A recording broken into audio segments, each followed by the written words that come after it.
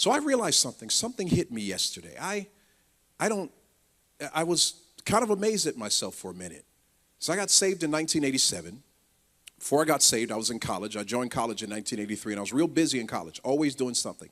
So I didn't have time for a lot of things. I didn't get into music. I didn't get into icons or anything like that. I was real busy just trying to make a name for myself. So when Whitney Houston rose to power beginning in 83, she was not somebody I listened to. So I didn't even know songs Whitney sang. I watched a movie years ago called The Preacher's Wife, and I heard the I Love the Lord song she sang, which is a Christian song, and I love that song. We sung it in church a couple of times. And I saw that Bodyguard movie some time ago with my wife, so that song, but I didn't know much of anything, but I was somehow fixated on the ceremony yesterday. Part of the reason why is because the church had a chance to speak to the world, and I was trying to see what was going to be said, what's going to happen, how are we going to represent what needs to be represented. That was part of it, but there was something else going on that I could not figure out, and I couldn't figure out why. I was doing things around the house. I had everything on, internet on, and so forth, and I just kept listening to this and listening to it. So the internet stream I was on, when the thing ended, the live one ended, it started back again, and I could find myself not able to cut it off. So almost the whole day I'm watching this, and I'm listening to it. And it was about 10 o'clock last night that God began to really unlock what was going on in my spirit and what was happening. And just begin to reveal a principle to me that it's a principle we absolutely have to understand. Now, I started out this message by telling you about God. What is it you need to know about God? God is all, which means God has all. How much power does God have? He has how much power? All power. So anybody on earth who has some degree of power, where did they get it from? The governments that be are ordained of God. Everything that is ordained of God. So God has all power, and God has one desire.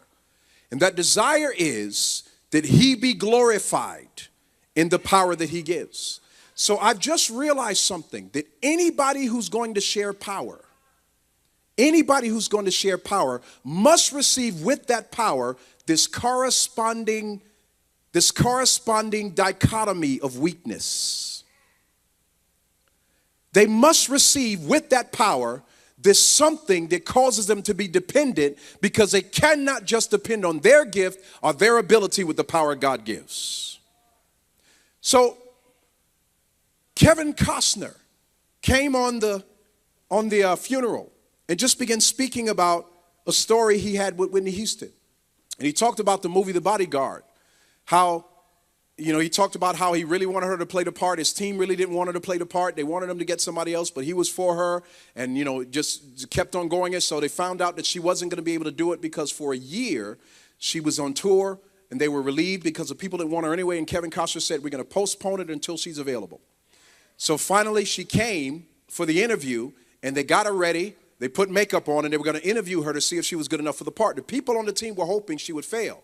And she was nervous and so forth. So they put her makeup on her, and she said, can I have a few minutes? She said, sure. She went away for 20 minutes. He said he was sure she was praying. But she came back, and they started the set. And 4.5 minutes into the set, they had to stop. And he grabbed her by the hand, took her back into the dressing room. He said, Whitney, what did you do? She said, nothing. He turned her around, looked in the mirror. When he looked in the mirror, all of her makeup was just running down her face and dripping down her face. He said she felt so ashamed. He said, what did you do? She said, well, the makeup you guys put on me was too light. I went and put the same makeup I had on me when I do my music videos. Why did you do that? He said, I just wanted to look good. And here's a statement he made. Hear me. Here's a statement he made. He said, the unexplainable burden that comes with fame. Some call it doubt. Some call it fear. He said, I've had mine, and I know all the famous people in the room have had theirs. Then he said, I knew that despite her success worldwide and her fame, she still wondered, am I good enough? Am I pretty enough? Will they like me? It was the burden that made her great, and it was the part that caused her to stumble in the end. Then it hit me. God, I get what you are saying. This whole thing of weakness had been turning in my spirit. God is almighty. Nobody can have any power unless they get it from him. Anybody who thinks that God did not gift that woman with a voice,